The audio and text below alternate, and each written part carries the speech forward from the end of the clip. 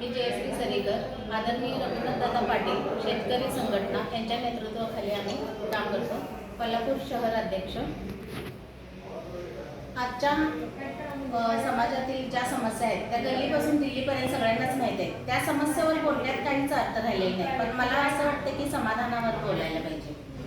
समाजामध्ये ज्यावेळी लहान मुली आणि महिलांच्यावर अन्याय अत्याचार होत असतात त्यावेळी समाजातील महिला मेणबत्ती घेऊन रॅली काढतात. तर याचा काय उपयोग झालाय आजपर्यंत? तर माझ्या मते असं म्हणणं आहे की ज्यावेळेस रामाच्या राज्यामध्ये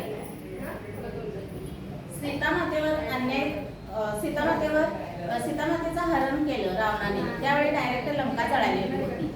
अशा प्रकारे आजच्या समाजामध्ये ज्या नराधमांनी लहान मुली आणि महिलांच्यावर अत्याचार करत आहेत त्याही नराधमांच्या घरात घुसून त्यांना बांधून महिलांनी सर्वांनी मिळून त्यांना जिवंत जाळलं पाहिजे.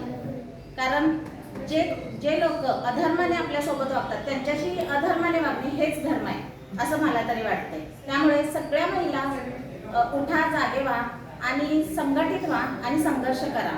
आज दुसऱ्या मुलींच्यावर महिलांच्यावर अन्याय आणि अत्याचार होत असताना आज आपण 1-2 मिनिटं फक्त हळहळ व्यक्त करतो आणि शांत बसतो.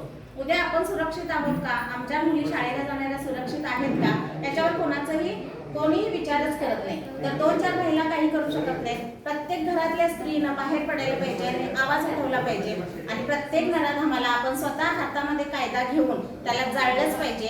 फाशी तरी त्यांना मिळलं तरी पण ते एका 4 भिंतीच्या आतमध्ये मिळते. अशा लोकांना समाजामध्ये उघडकीस जर फाशी दिली किंवा त्यांना जाळण्याचं काम केलं तर समाजात इतर पुरुषांना ही भीती राहील की असं जर आम्ही अपराध केला तर ह्या पापाला हे दंड आपल्याला भोगावे लागणार, याची भीती त्यांना मनामध्ये राहणार आहे. आणि दुसरी गोष्ट असं की आजच्या शाळेत शिकणाऱ्या मुली सुरक्षित नाहीत. त्यासाठी प्रत्येक शाळेमध्ये नेत्यांना एक माझं असं विनंती आहे की कॅमेरा बसवायला पाहिजेत आणि प्रत्येक चौकातनी पण कॅमेरा असायला पाहिजेत. त्याच्यामुळं महिलांचं संरक्षण